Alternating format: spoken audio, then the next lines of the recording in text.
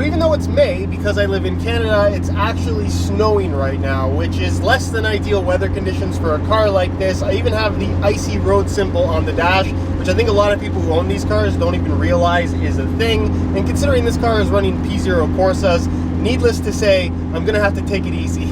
But what's the point of having a Lamborghini if you're not gonna drive it in the snow at least once?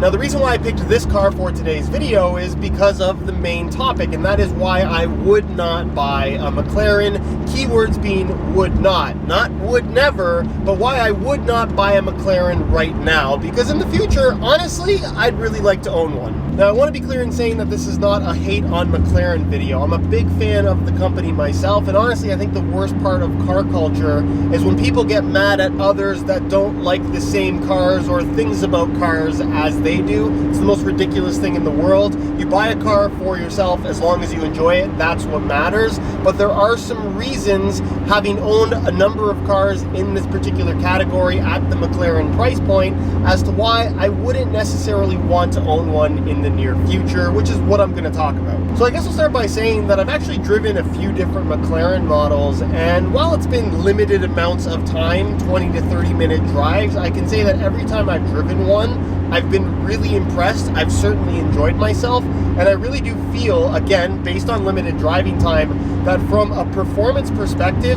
if you really want the fastest supercar in the, let's say, $200,000 to $400,000 price point, I don't think that you're going to find anything faster than a McLaren. And of course, I'm talking about the regular McLaren models, not the P1, not the Senna, certainly not the F1, the models that are readily available for sale, both at the dealer as well as in the used market. And as far as which specific models I've personally driven, the 570S, the 650S, and the 720S, which are all really fast, all feel really good.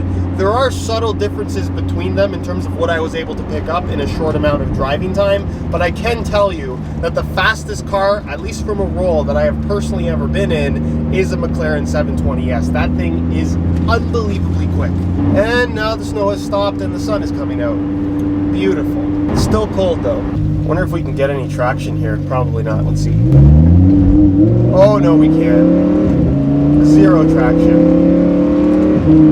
And I think simply based on that one piece of information, there are people that are of the opinion that if you're going to buy a supercar, you would be dumb not to buy a McLaren because it's simply the fastest one, which is the point, or at least part of the point, of a supercar in the first place. And to that, I would argue that you're not wrong, but it's not just about going really fast. I talked about this briefly in a previous video, but I think that statistics are something that people really buy into when it comes to the modern car market. They just want the quickest 0 to 60 time, the quickest quarter mile time, the quickest lap times around whatever track it may be.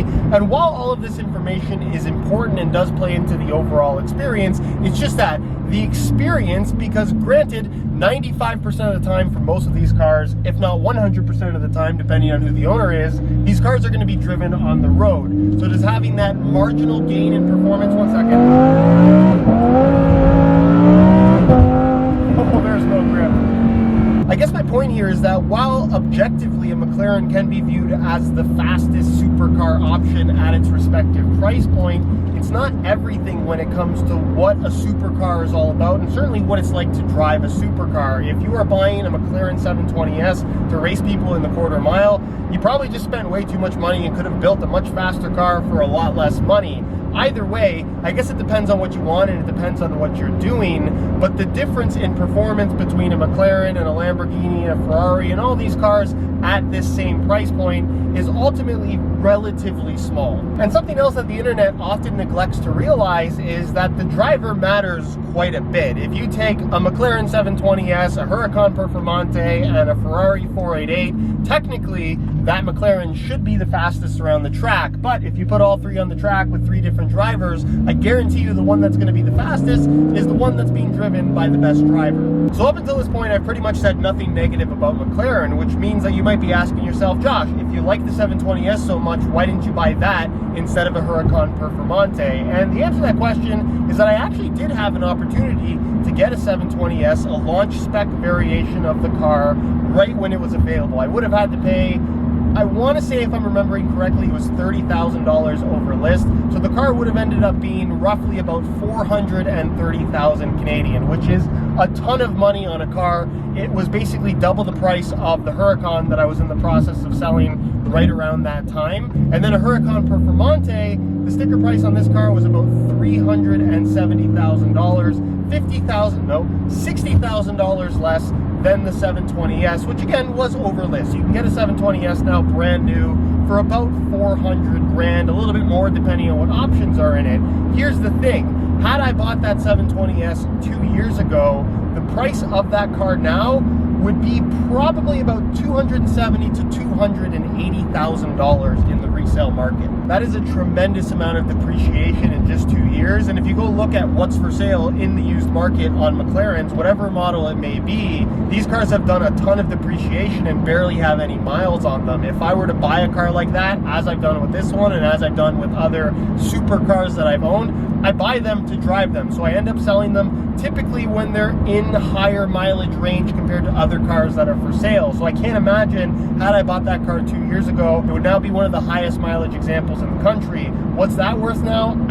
I have no idea. And don't get me wrong here, supercars in general are not a good investment. Unless you're on the list for some super limited Ferrari or something like that, the cars that you're buying are going to depreciate, and they're probably going to depreciate pretty significantly. But depending on the car, some depreciate more than others. In the case of Lamborghini, especially the Huracan, because people really seem to like them, and it's priced a little bit under Ferrari and a little bit under McLaren, at least when you're talking about the top of variations, they tend to hold their value a little bit better. And something else you have to consider about McLaren, especially over the last couple of years, is that they release a ton of cars, and the more new cars that come out, it just drives the prices down of the older models. Even though they're still really good and they're still really fast, people in this car market are very fascinated and kind of fixated on what the newest thing is. So unless it's the newest thing, the price typically gets driven down. And what's also kind of surprising is the LT models, which are a more limited variant of their regular McLarens. They're obviously more expensive to begin with, but you would think that those would hold their value a little bit better, but they don't. The 600 LT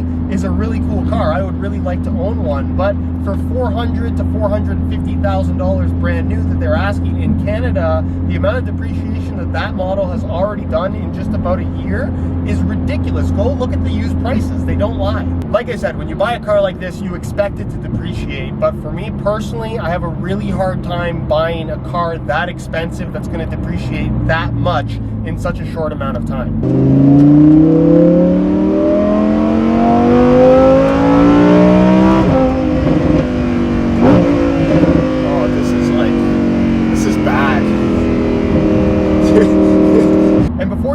So why don't you just buy a used one? Well, here's another reason why I probably won't be owning a McLaren in the near future, and that is buying a McLaren that is out of warranty.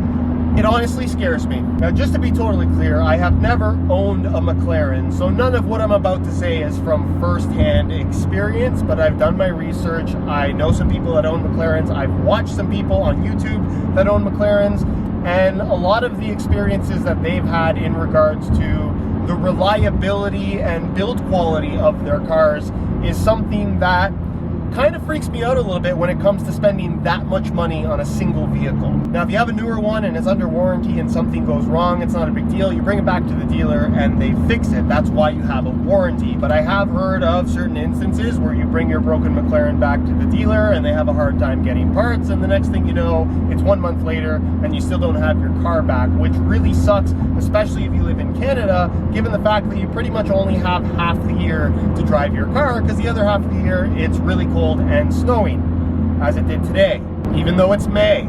Something that really scares people away from supercars and exotic cars in general are the repair and maintenance costs. And McLaren at this point in time simply doesn't have the best track record in terms of reliability and things needing to be replaced and repaired pretty regularly. And for me, if I'm going to pay this much money for a vehicle, reliability is something that's really important to me. So for me, I would rather pay a little bit more for a newer vehicle that's under warranty and not really have to stress out about a huge repair bill or a huge maintenance cost, because I know for the most part, while the car is under warranty, it's fairly unlikely that something's going to go wrong. So is there a chance that I could buy a used out of warranty McLaren and have minimal issues? I suppose that's possible, but based on what I've seen so far, the company's just too new and the reliability is just not there to where I want the car enough to take on what could potentially be a huge amount of repair and maintenance costs. However, if that's something that you're ready to take on, I think that there's a huge amount of value in a heavily depreciated McLaren. Oh my gosh, look at all this snow. Look at the road. Lovely.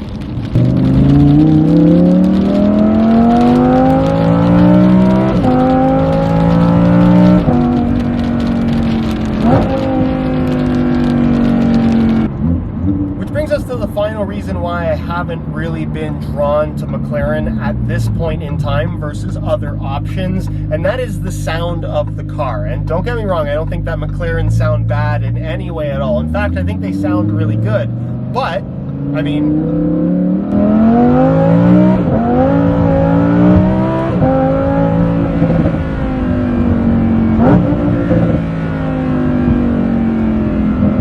like I mentioned earlier, everybody likes something different about cars, and when you're talking about the supercar category specifically, I think what draws a lot of people to certain cars is, one, the way that it looks, two, the performance and the way that it drives, and three, the sound of the car. And for me, while I think a McLaren sounds really good, there's nothing quite like the sound of a Lamborghini V10 or a V12, even some Ferrari motors. I know the turbocharged ones aren't the best in terms of overall sound, but for me, with an exotic car with a naturally aspirated high revving engine, that's a very special experience that I feel I don't get from a normal, less expensive car. So when it comes to dropping a bunch of money on a car for a very special overall experience, yes, I guess technically this car isn't as fast as a McLaren, but the enjoyment that I get out of it, partially because of the way that it sounds, I think, for me at least, is something that I would enjoy more than a McLaren. Nothing against turbos. My other two cars are turbocharged. I think that can make for a very cool sound, but I think most people would agree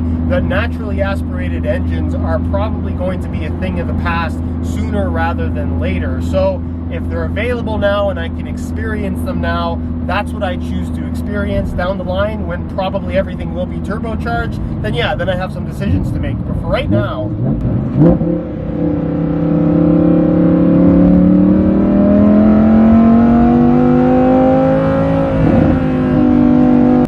I'll point out, and this is more from an ownership perspective, when you go to test drive something like a McLaren or a Ferrari or a Lamborghini, you're probably going to be driving it a little bit more aggressively, trying to experience at least a little bit of the performance. Because let's be real, on the road, you're not getting anywhere near the limits of any of these cars. But I'll say this much, in a McLaren, in the limited amount of time that I've driven them, yeah, they're super fast and they're a lot of fun when you're going super fast, but at low speeds, the car is quiet, the car is comfortable, the car almost feels too good, where something like this, while it's also quite comfortable, I think a lot of modern supercars are a lot more drivable at low speeds than they used to be.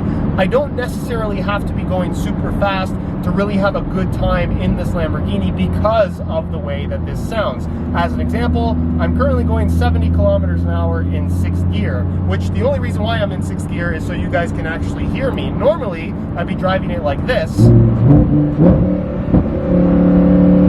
where I'm now going 70 kilometers an hour, but I can barely hear myself and the car is absolutely screaming. Call me crazy, but this is a lot of fun, and it's part of the reason why I can justify paying so much money for a car like this. Would I like to own a McLaren one day? Absolutely. There's quite a few that I really am a big fan of, but do I plan on buying one in the near future? If I'm being honest, probably not. With that said, if I did come across one for a really good deal, I would probably consider it. So I'm not ruling it out as a complete impossibility, but for right now, it's definitely not in the plans. And there you have it, guys. This video was kind of in response to my previous video where I talked about the 5 cars that I would be looking to buy in the near future, where the vast majority of you did suggest that I buy a McLaren. Hopefully this answers why I did not have a McLaren on that list. It's not because I don't want one, it's because I'm kind of afraid to buy one right now. Either way, if you guys enjoyed this video, please support it with a like. That helps me out tremendously. And if you guys aren't subscribed to the channel already and don't want to miss out on weekly car content, make sure you hit that subscribe button along with the little bell notification. More car videos coming soon. Feel free to leave your suggestions down below. And with that said, we'll see you in the next one.